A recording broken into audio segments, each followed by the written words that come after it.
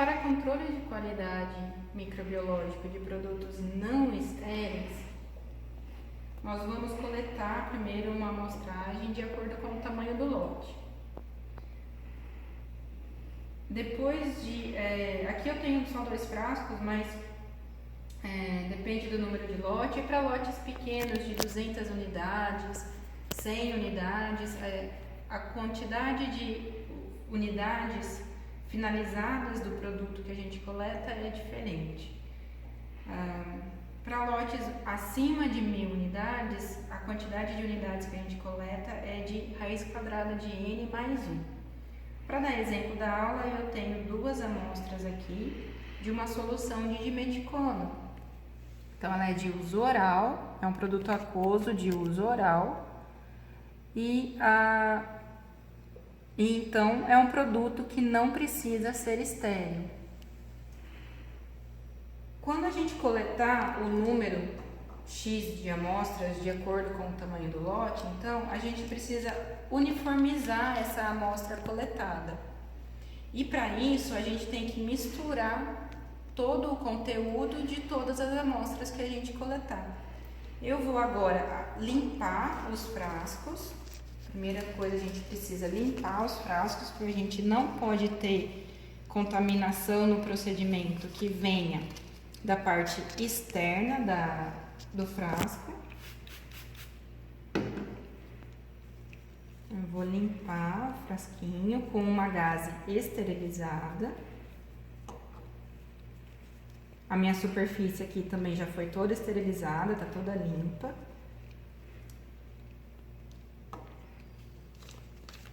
E aí eu vou unir o conteúdo dessas 2 amostras. Como são líquidos, eu vou unir nesse tubo Falcon, que também é esterilizado. Então, vou dispersar aqui todo o conteúdo. E é todo o conteúdo, tá, gente? Então, é para coletar 2 frascos, 4 frascos, 10 frascos, independente, todo o conteúdo da amostra deve ser unido, deve ser reunido. E a partir dele é que a gente vai fazer a análise, a partir de todo esse conteúdo reunido. Eu tenho aqui os 2 frasquinhos agora de amostra. E o que, depois da mistura, o que a farmacopeia recomenda? Que eu colete 10 ml, já que eu estou trabalhando com uma solução, uma suspensão no caso. Eu devo coletar 10 ml e diluir em um tampão em pH neutro. No caso, a farmacopeia recomenda 3 tipos de tampão, um deles é o tampão fosfato, pH 7,2, que é o que eu estou usando aqui nesse exemplo. Esse frasco esterilizado com o tampão já contém 90 ml de amostra, 90 ml de tampão, e agora eu vou colocar 10 ml da amostra. Vou abrir aqui a minha pipeta de 10 ml esterilizada.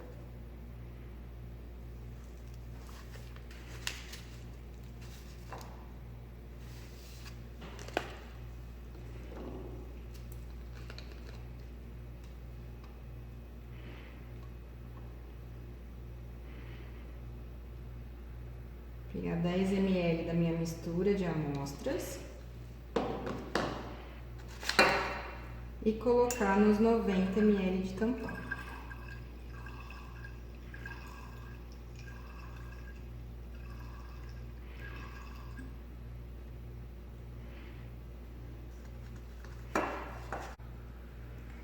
É a partir dessa diluição 1:10 que eu vou fazer ou o inóculo por método de contagem em placas, e aí eu posso fazer a semeadura em profundidade, que é aquela semeadura que eu coloco 1 ml de amostra no fundo da placa e coloco o meio de cultura ainda não solidificado sobre essa amostra, faço 8 para homogeneizar a amostra com o meio de cultura. Ou eu posso também fazer o método de contagem em placa, semeando em superfície. E aí eu uso 100 microlitros dessa diluição ou de uma diluição feita a partir dessa daqui e espalho esses 100 microlitros sobre o meio de cultura, já solidificado. Eu também posso fazer, a farmacopeia também recomenda como métodos possíveis para identificação de micro-organismos totais. Identificação não, né? Só checagem da presença de micro-organismos totais. A farmacopeia recomenda ou o método de tubos múltiplos, que a gente já fez para a água. Então eu preciso fazer aquelas 3 diluições com 3 séries de 5 tubos, mas aí eu uso ou o meio tioglicolato para bactéria, ou caseína soja, ou o meio sabugô para fungos e, na verdade, o meio sabugô para fungos e leveduras, ao invés de usar o meio lactosado, que era aquele que a gente usou para a identificação de coliformes. E aí na farmacopeia recomenda um terceiro método possível de análise de contaminantes, que é o método de filtração. Então, a partir dessa amostra diluída ou de outras diluições, a partir dela, eu faço a filtração e incubo a membrana. Eu vou fazer essa análise também, mas para começar, eu vou fazer o método de semeadura em superfície. A gente já fez o método de semeadura em profundidade na aula de embalagens. Então, ficou faltando mostrar para vocês como que faz o método de semeadura em superfície. Quando que eu preciso fazer outra diluição a partir dessa primeira diluição aqui? Quando, historicamente, eu já conheço que essa amostra é mais contaminada e se eu usar essa diluição direto, eu posso, se eu tiver mais do que 250 unidades formadoras de bactérias ou 50 unidades formadoras de bactérias de fungos, na verdade, a gente não consegue contar nesse tamanho de placa aqui, essa quantidade de unidade acima dessa quantidade de unidades formadoras de bactérias. Então, se a minha amostra já é muito contaminada, eu preciso diluir. A partir de 1 para 10, eu preciso diluir mais uma vez 1 para 10 ou uma vez 1 para 100. E aí, então, fazer a semeadura com a amostra mais diluída para que eu tenha um número de unidades formadoras de colônia que seja possível de contar dentro de cada placa. É nesse momento que eu preciso, quando eu tenho esse tipo de amostra que eu preciso fazer mais de uma diluição. A nossa amostra, ela não tem essa contaminação. Geralmente são amostras de produtos de origem natural que vão sair mais contaminados assim. A nossa amostra, ela é sintética, de fonte sintética, não vai ter esse problema, então eu não preciso fazer mais diluições a partir dela. Eu vou fazer direto o método de semeadura em superfície. Como que eu faço a semeadura em superfície? Eu vou utilizar ponteiras, então, e micropipetadores. E vou pegar 100 microlitros da minha amostra diluída para colocar em cima de cada placa.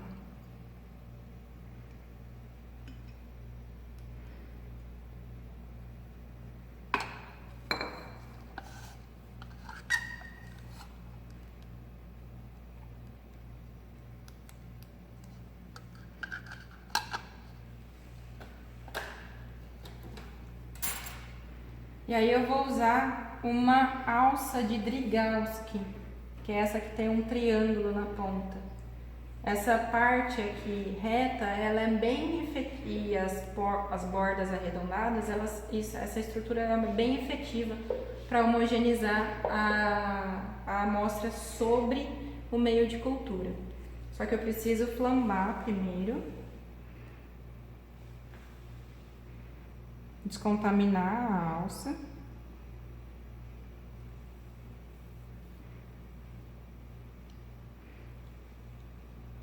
Deixar ela esfriar. Após esfriar, então, a alça, eu até coloco fora da região onde está a bactéria. Vamos esfriar mais um pouquinho.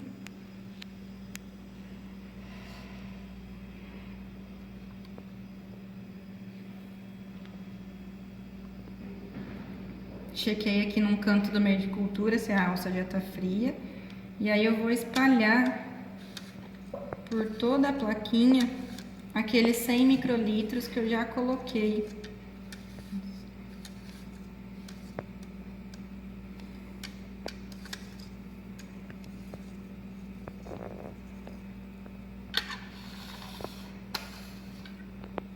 Mesma coisa na outra placa.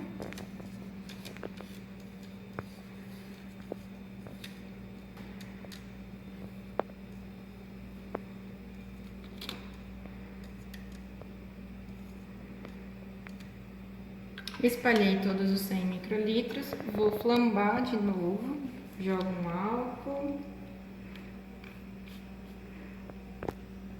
flambar de novo essa alça para descontaminar essa alça, se possivelmente tivesse contaminado a amostra.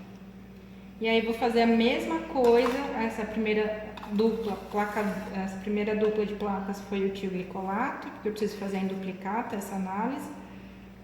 Agora eu vou fazer a mesma análise, a mesma tipo de semeadura, quer dizer, com a placa de meio agar Saburu. Então, pego outra ponteira, homogenizo novamente minha amostra, vou pegar 100 microlitros dela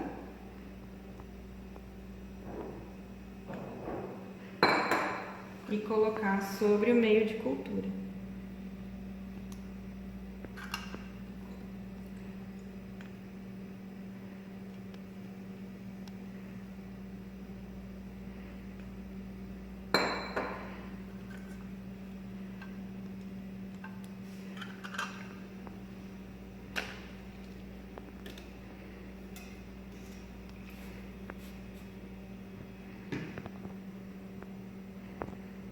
Flambar de Gauss, esperar ela esfriar e espalhar de novo a amostra.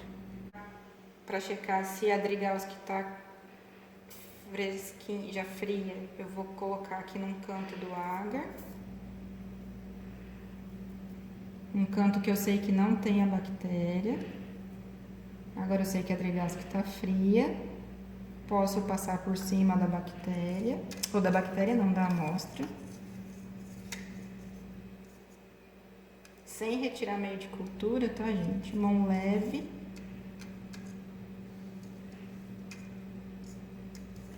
A professora pesou a mão aqui. Mesma coisa para outra placa.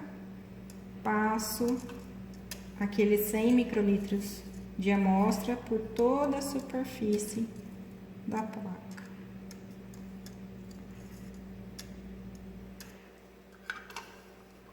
E flamo de novo a Drigauss. E aí eu tenho então um método de semeadura em superfície da amostra. Qual que é a vantagem dele? Eu consigo trabalhar com pouca amostra. Se a amostra tiver coloração, por ser pequena a quantidade, essa coloração não interfere com a visualização das colônias. Mas, por outro lado, por trabalhar com pouca amostra, eu reduzo a probabilidade de encontrar um micro-organismo contaminante nessa amostra também. Tem esse lado de problema. E aí, salburro, vou incubar 25 graus de 5 a 7 dias. Tioglicolato, incubar 37 graus de 18 a 24 horas. E aí, esse é o método de contagem em placas para produtos não estéreis por semeadura em superfície. Se a gente tiver, então, crescimento positivo de bactérias, bom, a gente trabalhou com uma amostra de solução oral e a solução oral de dimeticona, que era a nossa amostra. E no caso, para soluções orais, soluções aquosas orais, a farmacopeia recomenda um limite de 100 unidades formadoras de bactéria e 10 unidades formadoras de colônia de fungos. Só que, além disso, a farmacopeia recomenda a ausência de Escherichia coli, porque é a forma de entrada desse patógeno, né? Para que ele seja contaminante, para que ele infecte a pessoa, ele vai entrar via oral. Então, se o remédio tem essa via de administração, ele não pode favorecer a entrada de um patógeno que também tem essa mesma via de contaminação. Portanto, a farmacopeia recomenda a ausência apenas de Escherichia coli em produtos não estéreis, soluções aquosas de administração oral. Para diferentes outros produtos, existem outros contaminantes, outros patógenos, micro-organismos patogênicos que não são que não é permitida a presença nesses medicamentos. Para que vocês tenham um exemplo completo de como deve ser a checagem da presença de um micro-organismo patógeno, eu vou fazer aqui todo o procedimento de como seria para checar a presença de E. coli, que é o micro-organismo não permitido em soluções orais. E a partir dessa mesma sequência aqui, não da mesma sequência de meios de cultura, mas da mesma sequência de raciocínio, de ter uma diluição da amostra, que precisa passar por um caldo de enriquecimento, um caldo de pré-seleção e depois ser incubada em placa de meio sólido, essa mesma sequência vocês vão ver que existe para os outros micro-organismos cuja presença não é permitida em outros diferentes produtos, como Staphylococcus aureus em produtos tópicos, como Candida albicans em produtos vaginais. Então, os meios de cultura vão ser diferentes, mas a mesma sequência de diluição, caldo de enriquecimento, pré-seleção e seleção em meio de cultura sólido, essa mesma sequência vai ser mantida para esses outros micro-organismos. Então, como seria feita a análise para verificar a presença de E. coli, especificamente porque a gente está trabalhando com uma solução oral aquosa? A gente voltaria naquela mesma amostra que reuniu, naquela mesma mistura que reuniu todas as amostras. A gente vai pegar 10 ml de novo, homogeneizar com 90 ml do tampão, novos agora, tá, gente? Porque eu esperei o binóculo crescer, vi que tinha bactérias, e então eu vou fazer uma nova diluição.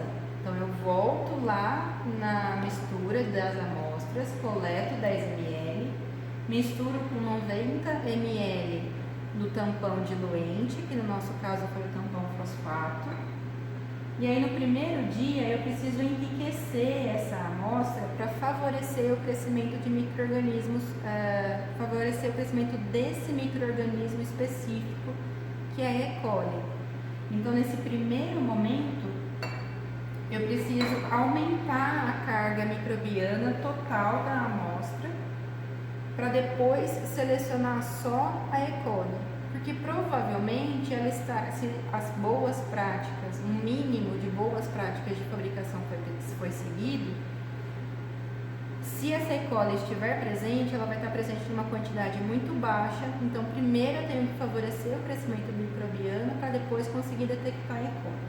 Então, o primeiro meio que eu vou usar é chamado de meio de enriquecimento. É um meio de caseína soja líquido.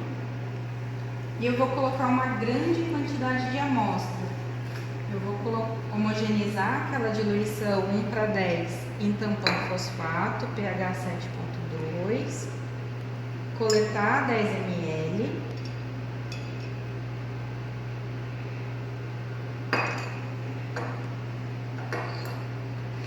e passar essa amostra para o caldo de enriquecimento, caldo caseína soja, 90 ml aqui nesse ermo. Tem que ser, a gente precisa de frascos que a gente possa homogeneizar a amostra.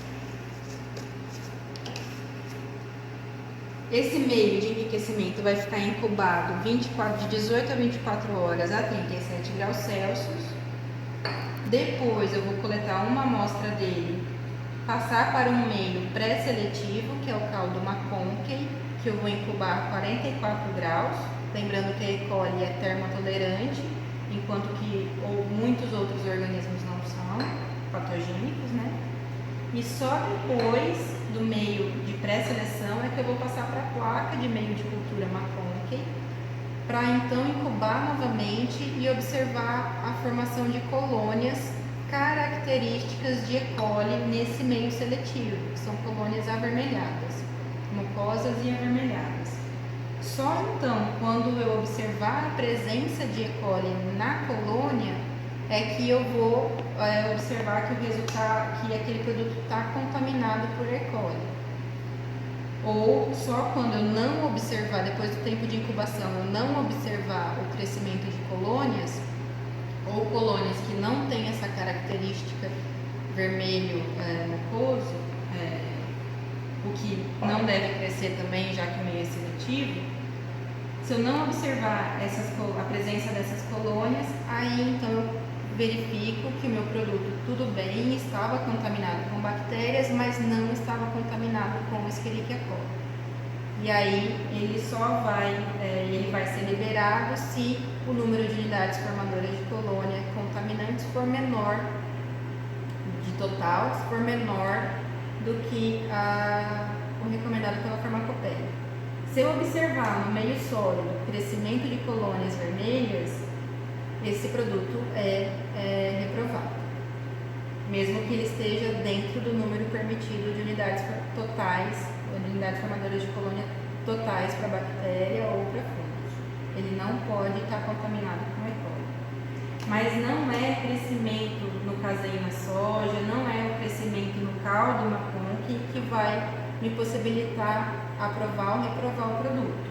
É só quando eu chegar na placa e observar as culturas ou observar a ausência de colônias. Então, 24 horas depois, eu vou fazer o inóculo no meio McConkey, ok?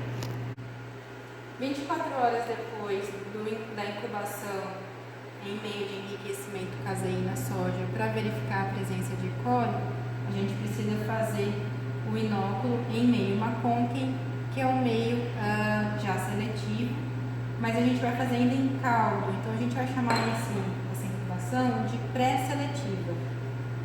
Só quando a gente chegar na placa mesmo, para conseguir isolar colônias, aí que a gente vai ter o método seletivo de incubação.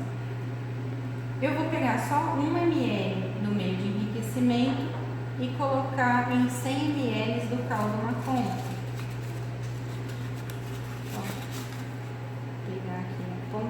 Pipeta,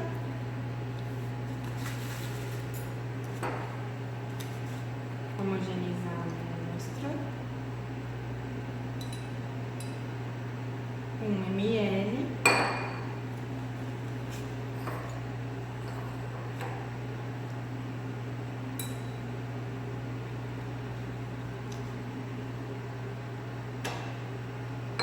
e incubo no McConkey. Agora esse meio de cultura em McConkey, ele vai para a estufa 44 graus Celsius, já que a E. coli é termotolerante, e vai ficar de 24 a 48 horas. Só depois então que eu vou fazer a incubação em meio sólido. 48 horas depois da incubação a 44 graus Celsius em caldo McConkey, a gente vai fazer um último passo, que é o de seleção em meio de cultura sólido, para checar a presença de E. coli ou não. Então eu vou pegar só uma alçada do meio. Preciso flambar a alça. Vou pegar só uma alçada do meio líquido. Espero a alça secar, esfriar.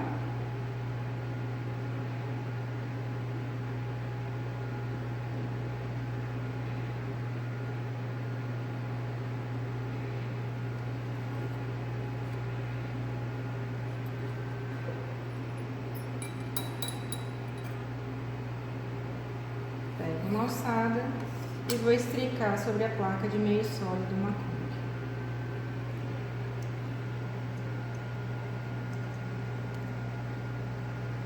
Estriquei sobre a placa de meio sólido, vou incubar agora a 37 graus, porque o meio já é seletivo, por mais 18 a 24 horas. E então a gente vai observar depois o crescimento ou não das bactérias, das colônias de bactéria vermelhas, indicando a presença de E. coli. Vamos então avaliar o nosso resultado de controle microbiológico de qualidade de produtos não estéreis, que a gente fez uma duplicata de meio tioglicolato para crescimento bacteriano e incubamos 37 graus, 35, né, mais ou menos 32,5, mais ou menos 2,5, né? Então, vamos dizer que a gente incubou a 35 graus, o meio tioglicolato para crescimento de bactérias.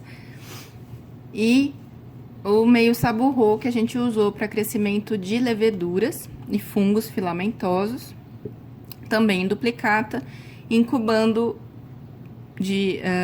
a 22 graus e meio, mais ou menos 2,5. Então, eu vou dizer que a gente incubou a 25 graus. Sendo que o meio inóculo bacteriano, eu deixei incubado até 3 dias. E o meio para crescimento de fungos e leveduras, eu deixei 5 dias. E aí, a farmacopeia diz que pode deixar até 7. De qualquer forma, eu retirei porque o meio já estava secando e não tem nenhuma suspeita de crescimento celular aqui.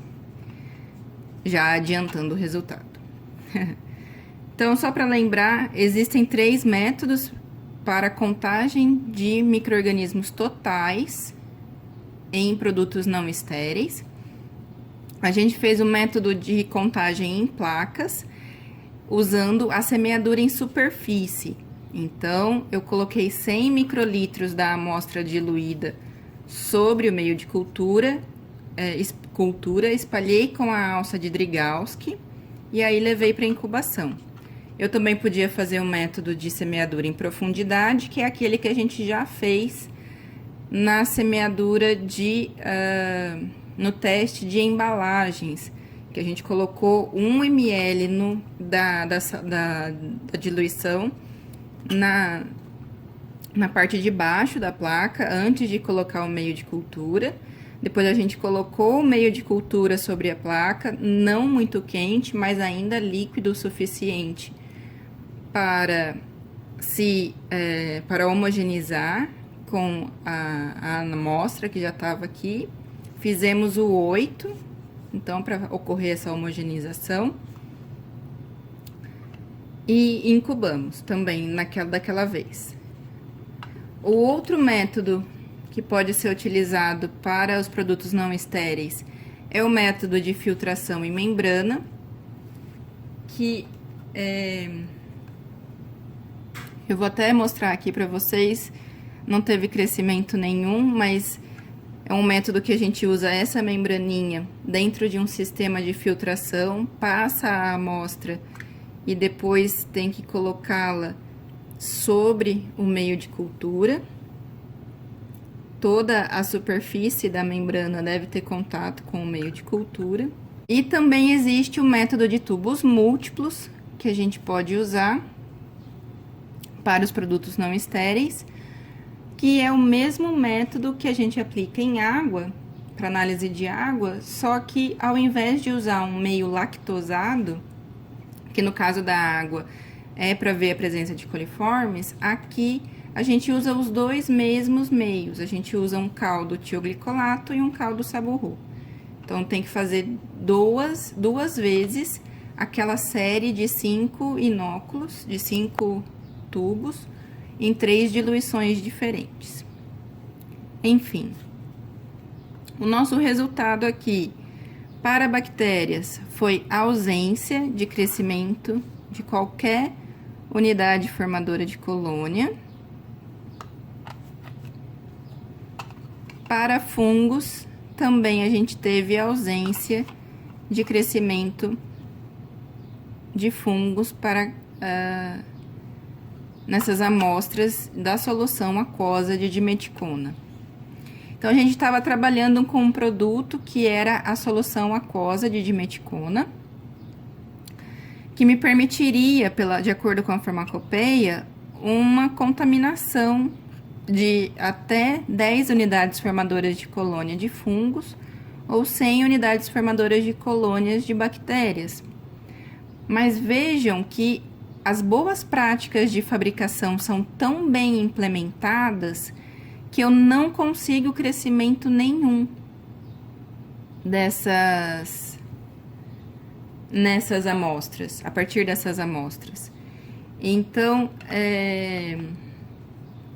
isso é para relembrá-los de que a gente nunca deve trabalhar confiando que tudo bem ter contaminação desde que esteja dentro do limite. Não, a gente sempre deve se esforçar para estabelecer a melhor boa prática de fabricação a fim de evitar qualquer contaminação. Se existir e estiver dentro do limite, aí tudo bem, está permitido. Se existir contaminação bacteriana, no caso da solução aquosa, a gente precisa testar se existe a presença de E. coli. Se existir a presença de E. coli, o produto é reprovado.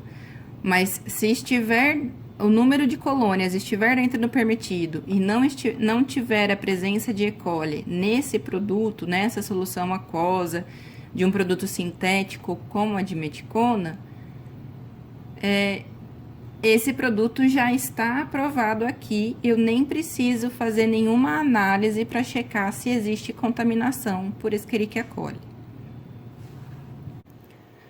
Lembrando que cada tipo de produto, cada matéria-prima, o produto, de acordo com a fonte da matéria-prima, se é sintético, biológico ou tem origem vegetal, animal, cada uma dessas especificações vai ter um limite permitido de contaminação de bactérias e de fungos.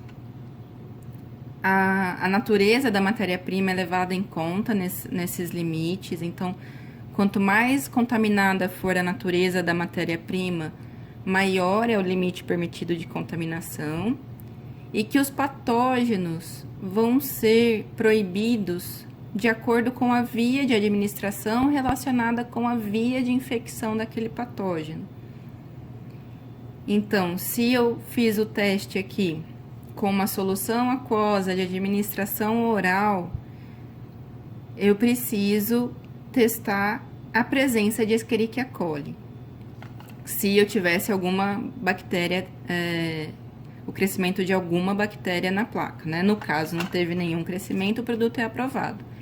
Mas para vocês verem como seria feito o teste de patógeno para este caso em específico, eu fiz essa análise também para levar à seleção de crescimento de Escherichia coli, para que a gente pudesse ver o método todo de produtos não estéreis. Então, eu vou colocar aqui os inóculos de acordo com a farmacopeia para verificar o crescimento de E. coli. Só lembrando que é muito importante também e é necessário realizar o controle negativo. Então, da mesma forma que eu tenho uma duplicata de tioglicolato e de saburro para a amostra diluída, eu teria que ter feito também uma duplicata de tioglicolato e uma duplicata de saburro só para incubar o diluente. Só para eu ter certeza que se tivesse contaminação crescendo na minha amostra, essa contaminação seria da amostra e não do controle negativo, né? Eu não poderia ter nenhuma bactéria crescendo nos meios de cultura onde eu incubasse somente o diluente. Esse seria o meu controle negativo. O controle positivo, ou seja, o controle onde eu vejo o crescimento bacteriano ou de leveduras, ele é feito quando eu vou validar o método de análise e quando eu vou validar o meio de cultura. Então, se por um acaso eu mudar o método de análise ou se eu mudar o fornecedor do meio de cultura, ou mudar alguma coisa na formulação desse meio de cultura, aí sim eu preciso fazer o controle positivo para checar, para verificar que aquele meio de cultura favorece, naquelas condições, o crescimento dos micro-organismos, fungos e bactérias. Então, o controle positivo nem toda indústria faz a todo momento que realiza a análise, mas o controle negativo, sim, junto com a análise da amostra. Então, a empresa faz o controle negativo, que seria a mesma coisa, só o diluente, sem amostra. E aí, aqui a gente não teve nenhum crescimento bacteriano, nem de fungos, então a amostra já seria aprovada, como eu falei. Mas, para que vocês vejam o procedimento completo de análise microbiológica, eu fiz também os inóculos como se fosse para analisar a presença de Escherichia coli, já que o nosso produto era uma solução aquosa de via oral. Então, eu fiz, como a farmacopeia preconiza, seriam 10 gramas ou 10 ml de toda a mistura das amostras que foram coletadas, que deveriam ser novamente diluídas no diluente. Por que novamente? Porque eu preciso esperar esse resultado primeiro da contagem total de micro-organismos, para depois fazer o teste de patógeno. Porque se eu não tenho nenhum crescimento no total, eu não preciso fazer o patógeno. Eu só tô fazendo aqui, a gente não teve crescimento nenhum no total, mas eu só tô fazendo aqui para vocês verem. Então, eu voltaria novamente na mistura de amostras que eu deixei guardada no laboratório, pegaria 10 ml no nosso caso, porque é uma solução, faria a mesma diluição como é que chama? No tampão diluente, né? O tampão fosfato. E desses 10 ml, dessa diluição para 10, eu faria uma nova diluição para 10, aqui no meio caseína soja. Então, adicionaria 10 ml daquela diluição no meio caseína soja líquido, em 90 ml.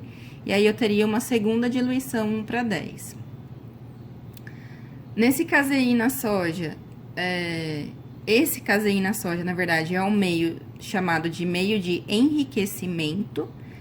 Então, ele vai proporcionar o crescimento de qualquer bactéria, qualquer micro-organismo que esteja presente no meio de cultura, mesmo que em baixa quantidade. No meio de cultura, não, que seja presente aqui, né, no meio de cultura que vem da amostra, mesmo que em baixa quantidade. Esse meio ficaria incubado de 18 a 24 horas. Eu também deixei incubado aqui de 18 a 24 horas a 35 graus. E ele vai proporcionar o aumento do número de células microbianas. Por isso que é chamado de enriquecimento. Porque mesmo que eu tenha crescimento celular, crescimento microbiano no teste de micro-organismos totais, esse aqui é o método que vai para a identificação do patógeno, eu preciso garantir que mesmo que eu tenha uma baixa carga microbiana do patógeno, eu preciso garantir que eu vou aumentar o número de células dele e dos outros também, tudo bem, nesse primeiro momento. Mas eu preciso garantir que eu vou aumentar o número de células desse patógeno para garantir que vai chegar no fim do teste e eu vou ver, sim, a presença do micro-organismo. Então, enriqueci a amostra com esse primeiro inóculo de meio de cultura, um meio de cultura básico para qualquer micro-organismo. E aí, depois da incubação, até 24 horas desse meio de cultura, eu faço uma segunda incubação do caseína soja para o meio líquido já pré-seletivo, já um meio líquido que vai favorecer o crescimento da Escherichia coli, nesse exemplo, e não dos outros micro-organismos. Então, eu pego 1 ml do meio de cultura incubado já de caseína soja e ponho em 100 ml do meio McConkey, caldo McConkey, que contém lactose, contém sais biliares, então vai ser específico para o crescimento de Escherichia coli. Esse meio de cultura também, ele deve ser incubado a 44 graus Celsius. Vocês se lembram quando a gente falou da água, que para confirmar coliformes fecais, a gente incubaria aqueles tubos, incubaria os tubos de comprovação, né? A 44 graus, porque a Escherichia coli é termotolerante. Então, aqui vale o mesmo raciocínio. Nesse meio pré-seletivo agora, eu vou favorecer o crescimento só da Escherichia coli. No meio de enriquecimento, eu favoreci qualquer crescimento de qualquer micro-organismo. E agora, passando para o McConkey, ele é seletivo para E. coli e a forma de incubação a 44 graus também é seletiva para E. coli. E esse meio deve ficar incubado até 72 horas. Desculpa, até 48 horas, a 44 graus. Só depois que passar pelo meio seletivo líquido, aí é que eu vou fazer a comprovação da presença ou da ausência de E. coli em placa, em meio sólido, também o meio McConkey. E eu devo ver, no caso da presença de Escherichia coli, eu devo ver a presença de colônias. Primeira coisa, eu devo ver a presença de colônias. Segunda coisa, colônias avermelhadas. Esses pontinhos que vocês estão vendo aqui meio opacos são, na verdade, são grânulos do meio de cultura que não solubilizaram, mesmo com a solubilização no banho-maria, com a autoclave. Eu acho que esse meio de cultura está um pouco não solúvel. Mas ele não favoreceu, não houve o crescimento de E. coli. A gente não tem nenhuma colôniazinha crescendo aqui. E aí, o que esse resultado me diz? Que não existe E. coli como contaminante naquela amostra de produto não estéril. Excelente. Tenho que ter feito a mesma coisa só para o diluente, para comprovar se a presença de E. coli não está só como contaminante do diluente. E eu quero que vocês tenham a ideia justamente da sequência. Então, primeira coisa é que o diluente eu acabei, a amostra diluída eu joguei fora para não ter problema de contaminação mesmo, vai que tivesse contaminada, né? Coletei as amostras, fiz o teste de contagem de bactérias e leveduras totais em placa, ou em tubos múltiplos, que seja, ou por filtração e coloquei a membrana na placa, que seja.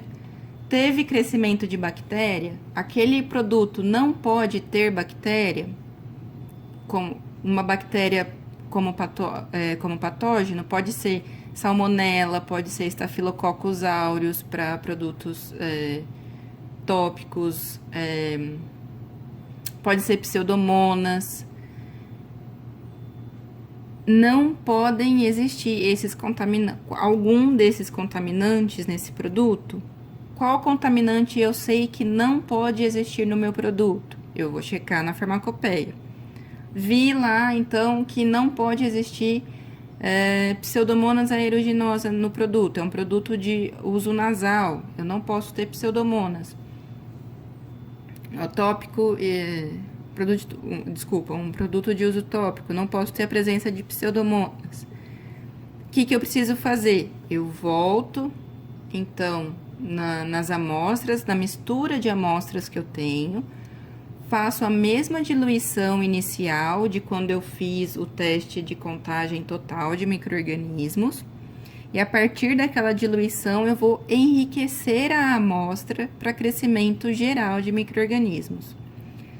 Vocês vão ver no material em PDF que eu vou mostrar uma tabela que mostra para cada tipo de bactéria, para cada espécie de bactéria, qual é o meio de enriquecimento e quais são os meios de seleção que são utilizados.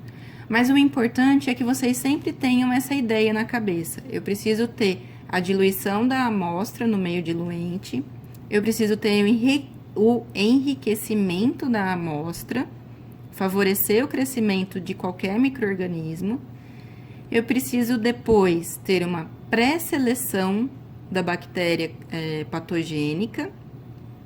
Então, coloco em um meio seletivo, em condições seletivas.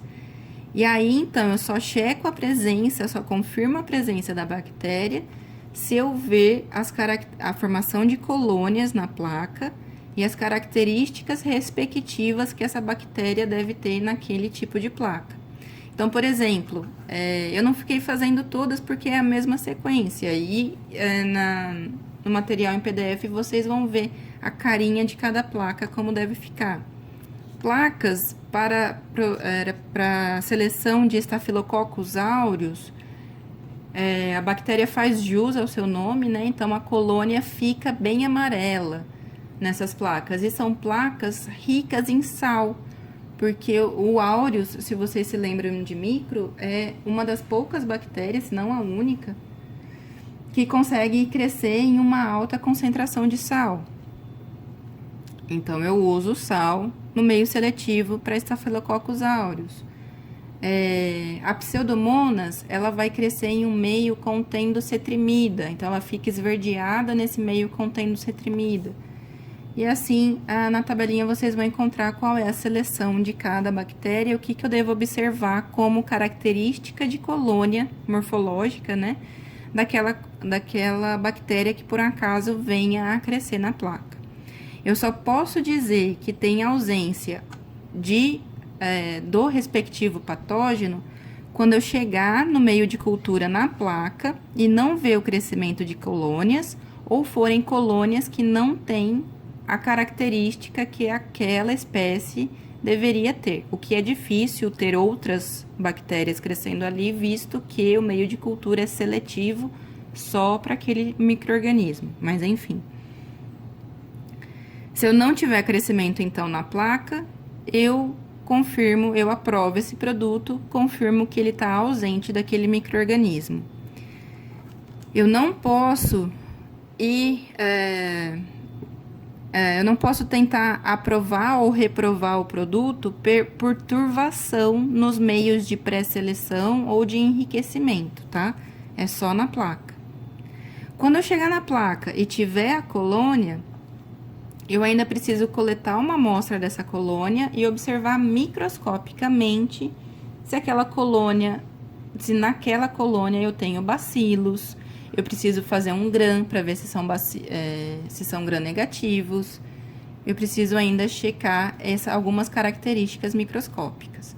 E aí, se todas elas baterem, microscópicas e bioquímicas, se essas características microscópicas e bioquímicas e macroscópicas da colônia também, né,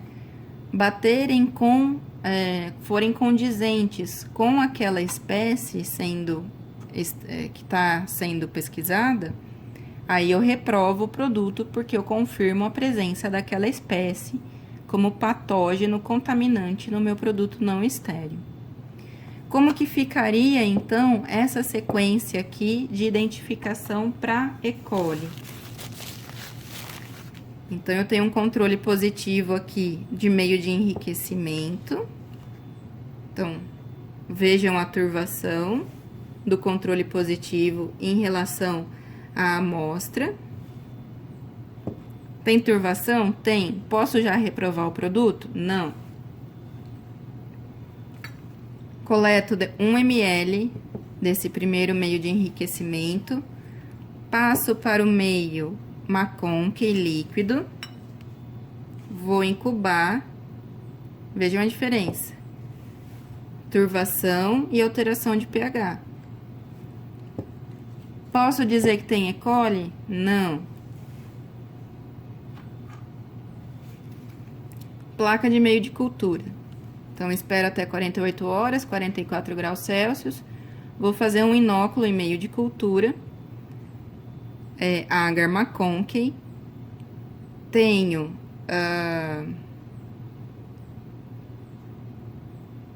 espero, então, tenho a incubação de 30 a 35 graus por 18 a 24 horas e tenho a formação de colônias. Aqui atrás, ou vamos ver o foco aqui na frente.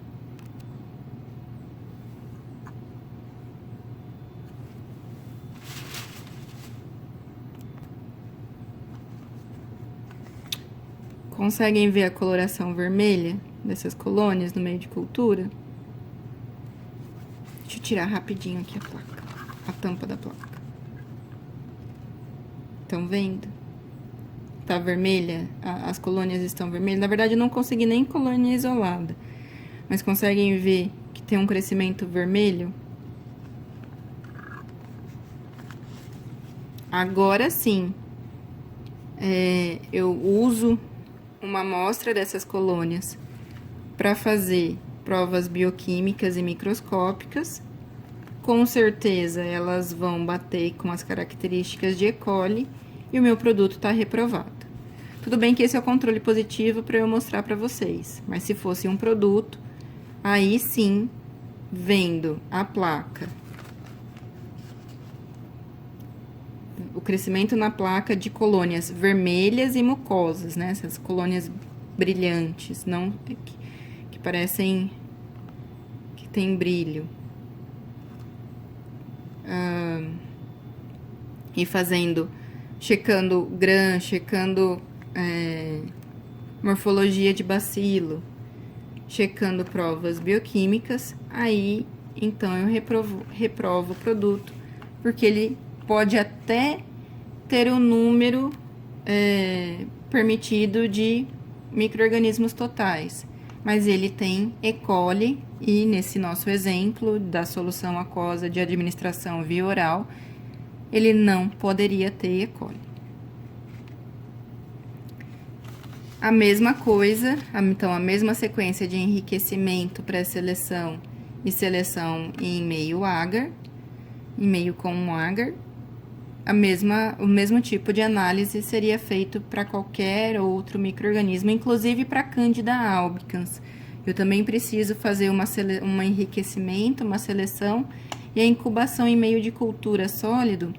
E aí, no caso da Candida albicans, eu posso usar 2 meios sólidos. Posso fazer os dois ou usar um dos dois, que é o Saburro, que me dá colônias brancas e mucosas, ou o Agar Nickerson, que dá uma colônia bem marrom, para o caso da Candida albicans.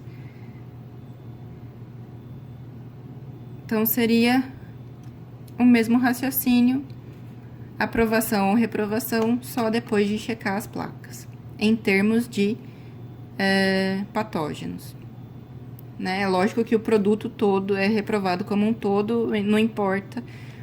Todas as análises microbiológicas foram ótimas, e fisicoquímicas também do produto foram ótimas, ok. Chegou no patógeno, tem a presença do patógeno, todo o lote deve ser reprovado. Algumas vezes pode ser retrabalhado esse lote, outras vezes ele tem que ser descartado. E aí, então, o custo é muito alto. Por isso que o melhor é investir nas boas práticas de fabricação para não ter nenhum crescimento, nem por ser um produto não estéril. O melhor é não ter nenhum crescimento. Qualquer dúvida, por favor, me escrevam ou conversem comigo. A gente pode marcar de conversar ou a gente pode conversar no horário das aulas mesmo.